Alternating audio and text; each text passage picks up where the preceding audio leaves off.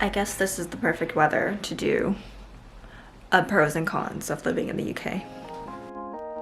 Hey everyone, welcome back to my channel. Today I am going to talk about a highly requested topic, the pros and cons of living in London. I added some mood lighting since it's a really great day. So if you're new here, I've been living in the UK for about 1.5 years now. I originally moved from Canada because my partner is studying at med school here in the UK, and I decided to move to London to be closer. So after living here about a year, I can definitely see some differences between Canada and London. Now, before I start, I just want to say that most of these are probably personal preferences, my own personal pros and cons, based on my lifestyle and also like compared to what I was used to living in Canada, since that's where I lived most of my life. So just take my opinion with a grain of salt. So I'm going to go through a few pros and cons of the things I encountered during my 1.5 years time living in London. I also want to say that life in London is very different than other parts of England and the UK. So this is kind of very specific to London pros and cons. Anyways, let's just get started. So first, I'm going to start with home stuff. So rent, of course, astronomical here. So I think it is cheaper than New York, but way more expensive than Toronto. I think is like one of the top 5, if not top 3 most expensive cities in the world to live and rent. So definitely a con. They're also, this is not really a pro or a con, but compared to Toronto, they're very strict here about the renting regulations and very strict about the amount of deposit, the amount of income, and the cleanliness of your flat. So for example, in Canada or in Toronto, your last month rent is your deposit, but here you actually have to put a separate deposit in place. So you still pay your last month and then you get your deposit back later. So they kind of hold it hostage at the end of your tenancy. And then when you're signing a new lease, you have this deposit that you can't use, but at the same time you have to put the deposit for the next place. So it's just a very expensive experience all around. It's definitely more of a landlord's market here, I think. Like, places go super fast and they hold a lot of power, like compared to Toronto or what I'm used to, just in terms, yeah, like the deposit, the property tax thing, or the council tax. I know someone mentioned that council tax is because you pay for like the services in your community, but I believe in Toronto, property tax pays for that as well, but the owner is responsible for property tax. But it doesn't really make a difference. It just seems more of expensive because in Toronto that's like accounted for by the landlord as well into the rent that, you know, they have to pay the property tax. But it's just an odd situation here because every time I have to move, I have to apply for a new council tax account and yada yada when I'm not staying at that place for very long. Like, I'd rather my landlord just handles it because it's not like a utility that changes every month. Like, they could easily just keep that as part of the rent. And yeah, so that's what I mean is a landlord's market, because if it shifts like a few percentage, it's on the tenant's responsibility to account for that change and not the landlord. So it's just different. Not that one way is right or wrong, but it's just different. And here the tenant holds a lot more responsibility in maintaining and paying taxes for the flat you're in. There is also no AC in a lot of places. Like, the building I lived in before was a new build, like 3-4 years old, but still there was no AC in that building.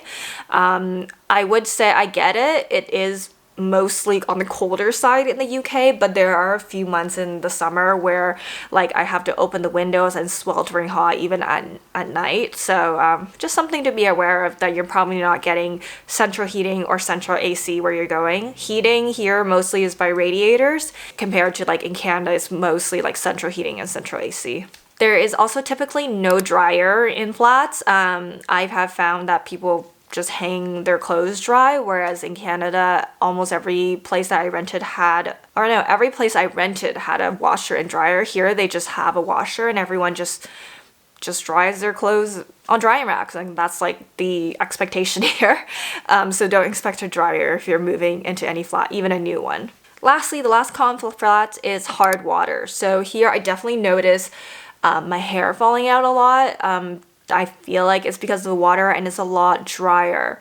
Lime scale called also gets everything, so like the water marks, even when I wash my dishes, sometimes it has like the lime scale marks on it, and like the shower glass gets a lot of lime scale marking. So yeah, definitely something to know about the hard water. I think if you own like a house, you can put like a not fabric softener, water softener in like where the water comes in or something, or some kind of filter, so you can change your whole house to have softer water. So yeah, that's all the cons about home. Honestly, there's not a lot of positives for me about the home. It's fine. It's fine. Like I really enjoy my place right now, but just compared to what I'm more used to, it's more of a down. There's more cons than pros for sure. Next, I want to talk about food. So, if you're a pro of living in London is that groceries are cheap. They're probably even cheaper outside of London, but I find compared to Toronto, fruits and veg and like meats are so much cheaper compared to Canada. You can buy like a big pack of like 12 chicken drumsticks for like 2-3 pounds. If you shop at one of like the not lower end but like the more basic supermarkets like Aldi or like even Morrison's, if you go to like Waitrose or M&S, is definitely going to be more expensive, but if you go to like the normal grocery stores, they're relatively cheap. And I find that I only spend like max 25 pounds on like food groceries every week. But yeah, but eating in and like cooking is pretty cheap.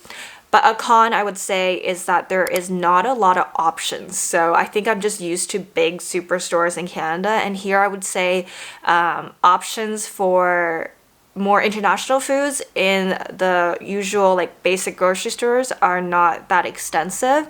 And then a con, this is kind of really personal, but I like Asian food, of course. So if you're looking for Asian groceries, there are small grocery shops that are like, you know, like H Mart or like small Chinese supermarkets, but they're very small. They usually don't sell meat at all, and they sell very little fresh vegetables, and they focus on just the Asian ones that you can't get at the normal supermarket. So I can never go to an Asian grocery and shop my full like grocery shopping. I just pick up what I need there, and I have to go to a normal grocery store to get like normal things. And it's also very expensive. Like I would say 2 times the price of what I would pay in Canada for Asian groceries. But if you love going out to eat, there is so much variety in London. There is so many good restaurants here. Like I only had like 1 or 2 bad meals, I think. Like I think the standard for restaurant is really high. I don't know what people say about like, oh, in England the food is bad. I guess they might be talking about like traditional British food, but I don't mind that either. But I find like there's so much variety, especially a lot of Middle Eastern restaurants and Indian restaurants as well, of course, because we're like closer to that part of the world. You definitely find like less, you know, Mexican restaurants, for example.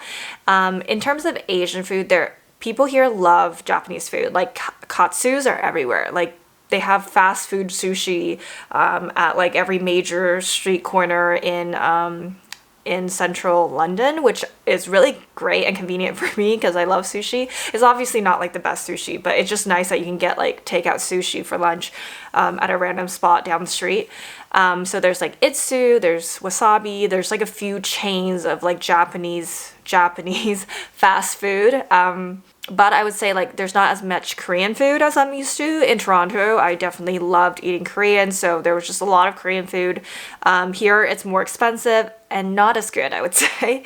This is not really a pro or a con, but tipping here is very erratic. In a lot of like more fast food, grab and go type of places or small sit-in places, you won't need to tip. Like there's times I want to tip, but they like pass me the machine, tap the card. It doesn't like, they don't ask you for tip or anything. So tipping is not expected here. A lot of the time gratitude or tips are added into the bill if that establishment accepts tips. So it's kind of hard to say whether if you go somewhere you should tip or not, because if they don't add it to the bill, then that place probably doesn't accept tip. But a lot of like bigger fancy restaurants, they will just automatically tack on like 10, 12, 13%. That also varies a lot, I notice. Next, I want to talk about transportation. So Transportation in London is definitely very convenient, no matter where you want to go. So whether it's the tube, the bus, the train to go to another part of the city or even another country, like Scotland, it's very, very convenient. You can go to Paris, you can go to Amsterdam, so it's very, very convenient. It can be expensive though. I find that the tube is more expensive than the TTC in Toronto, because not only is like the bus and the tube you charge separately. So if you take the bus, you get charged I think like £1.20. I don't know if it's also by distance, but I think it's around £1 to £1.50. And then the train is by how many zones you cross, and then there's a daily limit for how much you can get charged. But I find like the tube is super reliable, and also the trains as well. They get you really fast where you can go. You can go down to Brighton in like 2 hours. You can go up to like Scotland in like 5-6 hours, or it's shorter. I don't know. There's like a speed train that's new here, but very, very convenient, just a tad bit expensive. And trains to cities like Amsterdam and Paris are not that bad either. They're super convenient compared to going to the airport. You can go into central London and go to Paris within 2 hours. I'm actually going next month, and the ticket was I think about £75 to go and come back. It's cheaper by flight for sure, but you save the time of having to go to kind of like a random airport outside the city and pay for the transportation to get there, do TSA, etc., etc. So train is definitely a little more convenient in that sense. The next form of transport you might consider is Bolt and Uber. So Bolts and Ubers are definitely slow and expensive in London. Not only traffic, you know, there's a lot of traffic. So sometimes when I take Bolts and Ubers, we just get stuck in traffic a lot. And it's also, I would say, like 2 times the price of what I see in Toronto. Yeah, most of the time not worth it unless you're carrying a lot of stuff or you're with a lot of people. I also find that driving here makes me very nauseous, just because sometimes it's because of stick driving, sometimes it's because there's the roads are really old, and if you're driving through like small roads, they stop and go a lot, and like the traffic, and like I never felt car sick before until I came to London, and I'm like sitting in Ubers and it's just very nauseating for some reason, but that's a personal thing. So yeah, I don't tend to take a lot of Ubers and Bolts. And then lastly, cars. So I can't really talk that much on this because I don't drive, but from what I know, it's expensive to drive here because if you're driving in central London, you have to pay a congestion charge based on the area that it's in. And I think that area is getting expanded now. So every time you drive in, it's, I think from 15 to 20 pounds. I'll put it up on the screen if I'm wrong. But yeah, it's just really expensive to drive in London. It's also slow because of traffic and the roads are tiny, so not very worth it to get a car unless you live like in the outskirts. Next, I want to talk about healthcare. So my personal experience with healthcare has been positive. What you do here is you get a local GP, and basically most of the communications to any other healthcare related issues will go through your GP. So for example, I have a condition where I need to see a specialist. So first what I did was I contacted, you can register for the GP online, you can pick which one you want in your area, and then once you're set up in the system, they'll set up appointments for you, and if they decide you need to see a specialist, they will refer you to a specialist in the hospital. I also had like an eye issue for a little bit, and then my GP referred me to see an optometrist, and when the optometrist had like documents about like my specific issue, she would send them to my GP, and kind of they would communicate and see where to go from there. So I find that it was pretty smooth. I think I might have gotten really lucky with my first GP and the area I was in, that it was not in such demand, and I was able to get appointments fairly easily, like within a week or two. But in the area I'm living now, I'm finding it a little more difficult. Like the GP is very busy. They release appointments at like 10 a.m. on a Monday for like the next 3 days, and you have to kind of call at a certain time to get an appointment. So I can see, like, I don't know if it's because of COVID right now, but depending on where you live, it is harder to get in contact with GP and get appointments as fast as you'd like, I think. I also have a friend that recently moved here, and she's been having a difficult experience getting referred because her problem is not as specific as mine. So mine was like, I knew what kind of specialist I need to go to, versus like she needed to get diagnosed, and she was having trouble getting like the right referrals. So it's really it really depends, but I think generally the whole NHS system is pretty great and efficient. I think it's more digitized than in Toronto, so that makes it a lot easier to book appointments and like transfer your information from one doctor to another, because people in London move around a lot, I guess. So I was easily able to just tell my GP from the other surgery that I'm moving to this one, and they just transfer the information that way. And I was able to get my prescriptions from this GP instead. So overall, positive experience. And I'll talk about this a little more in the job section, but I don't have drug coverage, so I have to buy my own prescriptions, and I think it's about half the price of what it costs in Canada. So I think drugs here are definitely a little bit cheaper than they are in Canada, even though you're buying it out of pocket. Next, I wanted to talk about jobs. So this is a big topic.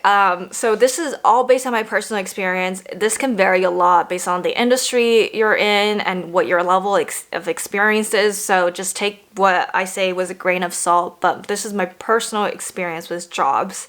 So I work in marketing and I have about 5-6 years of experience. So I'm not working in like a really high demand field.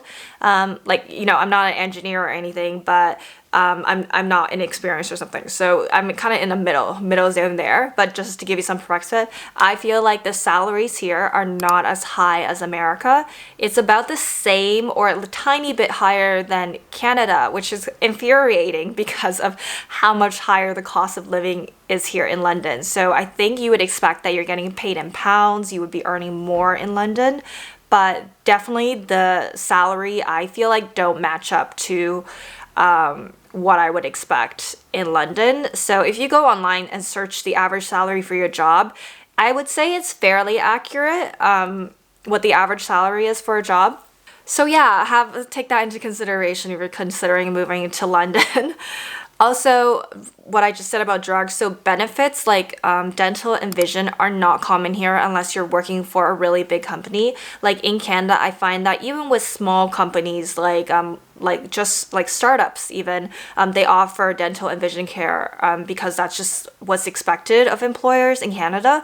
But here it's more rare. Like even for growth or like scaling startups, it's not 100% expected. But on the bright side, I feel like there's way more jobs in London than there is in Toronto. There's definitely a lot of international companies, a lot of smaller companies as well. There's just a lot of business happening in London. So there's more jobs, more options. Like when I was job hunting, there's definitely every day new jobs are being posted. And I also feel like this is like controversial, I think, to say that it's not as competitive, but if you're a more experienced person, I do think it is less competitive.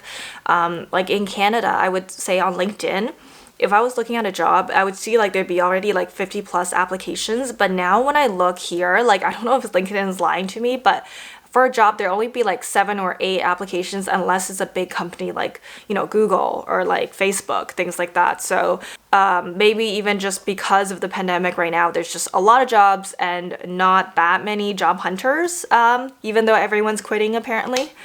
But that's just my personal experience recently. I also find this is a pro for job seekers. Recruiters here are way more aggressive. I get so many recruitment emails. Most of the time they're not relevant to me, so I think they're just like searching the wrong keywords to land on my profile. But there's definitely way more recruiters, and it's always good to connect with them and see when they have opportunities and they can send that your way. But yeah, reach out to recruiters if you're looking for jobs in London. They all a lot of companies use recruiters instead of like an internal HR hiring, or if they're hiring for a more experienced role, they'll use a recruiter instead. So next, I'll talk about work-life balance. So I feel like it's definitely more balanced here than in Canada, although Canada's not too bad at it too. It just really depends on the company. I do think that here people really value taking the vacation times and taking time off. There's definitely no awkwardness to taking days off. I feel like in Canada, there is a little like you feel kind of bad for taking vacations, but everyone here takes their like 25 to 28 days vacation if they can. It's not like frowned upon, or like you don't feel awkward. Like before when I worked in Canada, there are times where I feel awkward taking vacations, and I don't know if that's just me, but here I don't feel that at all, and everyone takes it, so you don't feel bad, I guess. And then in terms of work-life balance, in terms of working hours and remote working, it honestly depends on the company. When I was job seeking, I definitely saw that there are some companies that really want in person. A lot of them do hybrid and remote now. And in terms of working hours, what I found was different. That was that in my employment contract, it said that working hours are between 9 and 6 was a 1 hour lunch break. I think in Canada, usually it says 9 to 5 or 8:30 to 5. That's where I was used to. Like the first time I saw that, I was a little bit like, oh, is that really so is it really 9 to 6? But I find most times with like any corporate job, you usually work past 5 anyways. And it just depends on if it's busy that day or not. People leave at 5 or 6. Just an interesting thing to watch out for. So if you see 9 to 6 on your London employment contract, don't be like shocked. But it doesn't really matter because I find like even before my contract said 8:30 to 5, but people come in at 9 and they wouldn't leave at 5. So yeah, it just depends on your job and how the companies run. So on a similar topic of finances, I just wanted to talk about some general things that I noticed. The cost of living in London is definitely disproportional. Like I think to have a good lifestyle in London, it's like unless you're making over 40K, you really can't afford to live by yourself within London, because you'll be paying rent of like at least £1,000. And if you want to have savings and spending money, then it's not really achievable for like if you're just like getting out of school and you're making, I think it's like 25 pounds, I think it's the average income when you get out of school. Well, so I do think it's not very proportional and not sustainable in the long term. Like during the pandemic, a lot of my coworkers moved out of the city, and I can see why. It's just, if you're looking to have family and kids, you really can't afford to live in the city, or you can just get so much more if you just moved a few hours out of the city. So yeah, just something to consider. And then a good thing is about living in London and working in London is that you'll be making pounds. And generally, if you're going to be going traveling and something, the pound is very strong. So if you're going to Europe, for example, the euro is a bit lower than the pound. So you do feel like you get more bang for your buck. Also, yeah, just compared to America or Canada, the conversion rate is pretty good. It does seem to be going down right now, so I really hope that it gets better.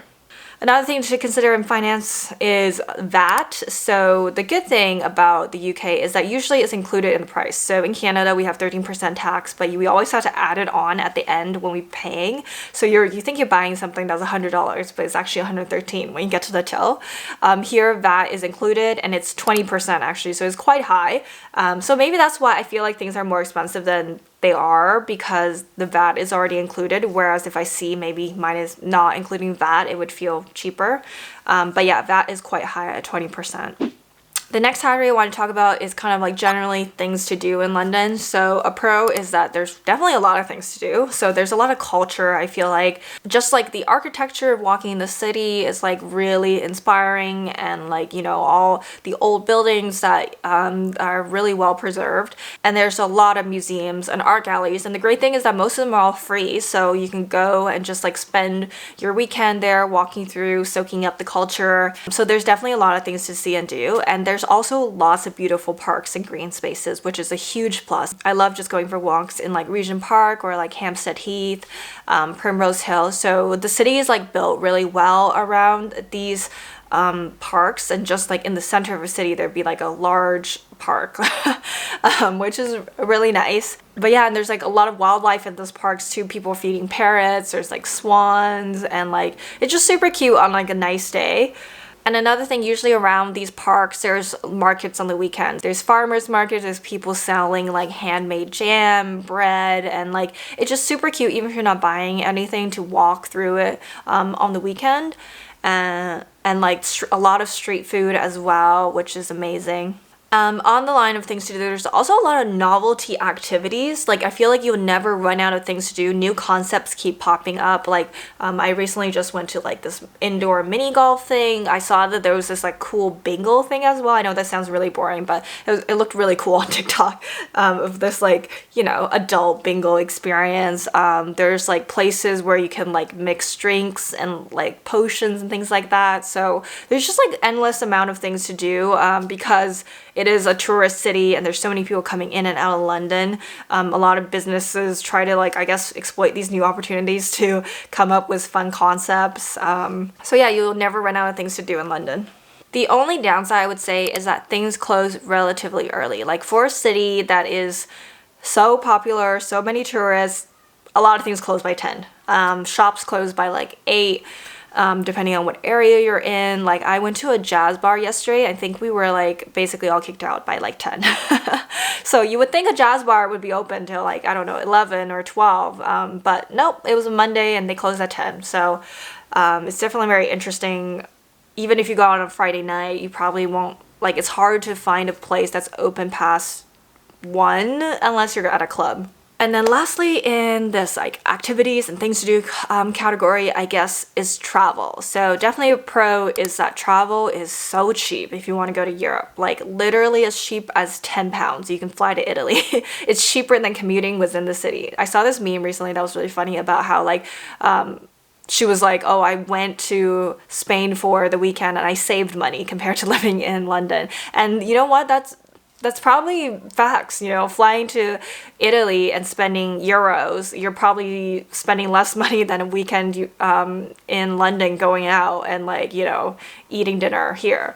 But yeah, it's really cheap to travel to Europe. You can go somewhere for like a 3-day weekend, fly in for 2 hours, come back on the Sunday. I definitely traveled a lot more since I've been here because it's just so easy. And yeah, there's really no con to that. And then now I'm just gonna cover some random things that are on my mind that's like not really belonging to any category at all. So if you're into skincare and makeup, you're not gonna find, okay, not that you're not gonna find, it's harder to find the American brands that you like here. They're either not available because the EU has different restrictions. I mean, I guess now that we're out of the EU, I don't know if that's gonna change or not, but I think the UK too just has more restrictions on chemicals, so a lot of things need like a different type of approval than they would to go to Canada. So a lot of those American makeup brands that you like, you might not find here. It's also more expensive if you find it here. So for example, I love Hourglass, but their products here I think are like 20-30% more expensive than if I buy them in Canada. So stock up before you get here. But European cosmetics, if you're into like French cosmetics or like other European cosmetics, is cheaper here and you can get them more readily in like drugstores even compared to in Canada, of course. Another thing, it's not really a con, but it's just like, for me, it was hard to get used to, was you wouldn't think there'd be a language barrier, but there is. Like, London accent is okay to understand, but outside of London, the accents start to change and it becomes harder for me to understand what they're saying. Plus British slang, I just don't know enough British slang. Sometimes people say things to me and I'm like, what does this mean? I actually have to ask them, like, oh, what do you mean? I can't even think of it right now because at the moment I'm like, I don't understand what it means. I think it's because we watch a lot of American TV, but I don't watch a lot of British TV shows, so I don't know the slang that well. Even like little nuances, like British people say all right, but it's more like a greeting sometimes, so they're not actually asking you how are you, they're just greeting you. And then like when I first got here, I didn't know what to say back. I was just like, good. But yeah, it just takes a little getting used to. I'm slowly learning the slangs and lingos. And this is another big topic, I guess, about weather. So a pro, I think, is generally not cold in London. It gets, you know, I feel like I only experienced like -3 max maybe in London. It's not that cold. Like sometimes it feels a little colder because it's more humid in London, but it doesn't get that cold. I have a puffer jacket that I brought over, but I only wore it like once or twice. I really shouldn't have brought it. But yeah, generally weather is pretty mild, although I wouldn't say it doesn't rain a lot. It's just gloomy a lot, like today. So there's just a lot of gray days, but it really makes you appreciate the sunshine when there is sunshine. Yeah, I don't really mind it that much. Like, I feel like it's not gray enough where I'm like complaining about it being gray. As long as it's not raining, it doesn't really impact what I'm going to do that day. So So yeah, I'm pretty okay with that. I do find that the summers are really mild too, so you don't get super hot days. Like I haven't really gone out in like a crop top and shorts. I think last summer, or just like once or twice. It gets super hot, and then it just goes back to being really mild weather again. Another random thing to mention is if you're into luxury brands, they are cheaper than they are in Canada. Although you can easily fly to Europe and they're even cheaper, and you can get VAT back, because if you live here you can't get the VAT back, but if you go to travel and buy your luxury goods, you can fly into Italy for 18 pounds and get, you know, your luxury goods there. But yeah, so luxury brands more available and a bit cheaper. Yeah, anyways, I think that's all the things I wanted to cover. If I missed anything, leave it in the comments below, or if you have anything that you noticed about living in London, let me know. As I mentioned in my last video, I'm going to be doing a Q&A, so if you have any questions for me, leave them in the comments, and I might reply in the comments or just answer it in the next video. Anyways, thank you for watching, and if you're not subscribed, please subscribe, and I'll see you in the next video. Bye!